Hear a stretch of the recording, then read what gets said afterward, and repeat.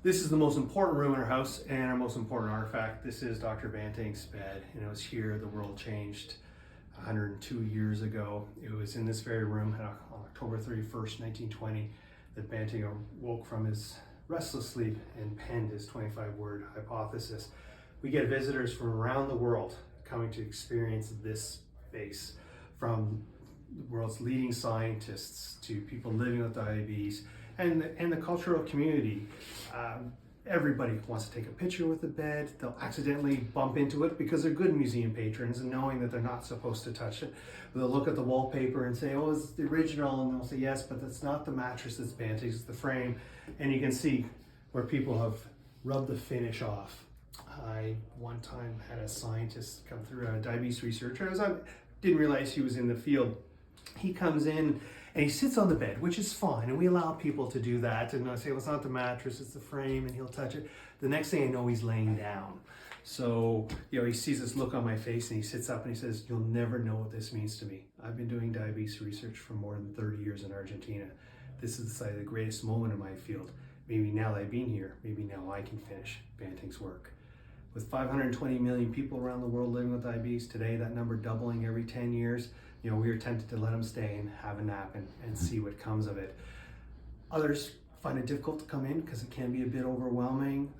One of my favorite stories that really speaks to the importance of place was a young mother. She's maybe she just had a baby and maybe 10 months old. This child was diagnosed with type 1. It was the youngest in southwestern Ontario.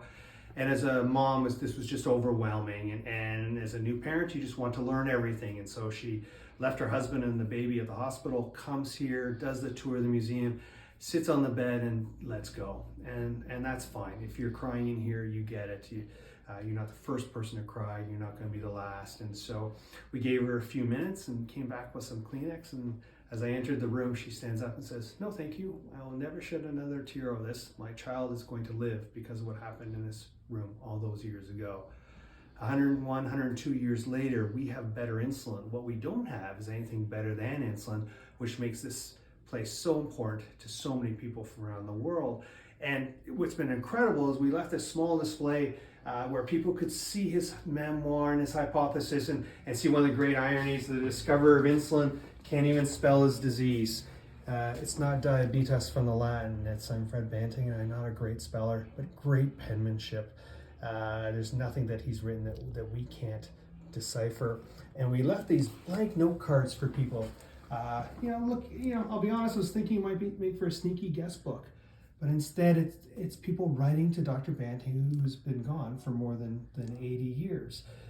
Dear Dr. Banting, thank you for giving me an opportunity to lead a fulfilling life with my family. Dear Dr. Banting, this is the greatest moment for all children with type 1. My daughter, diagnosed last week at age 2, deserves to live. These are messages of hope. Researchers talking about how they're re-inspired and reinvigorated into their work. People on having their diversaries. Dear Dr. Banting, this is my 16th diversary. I just came here to let you know I'm alive and doing well. And what really speaks to the importance of place is just the simple fact that when they're writing them, there's this expectation he's going to read them, because they're no different than the letters he received in the 20s and in the 30s when he was alive.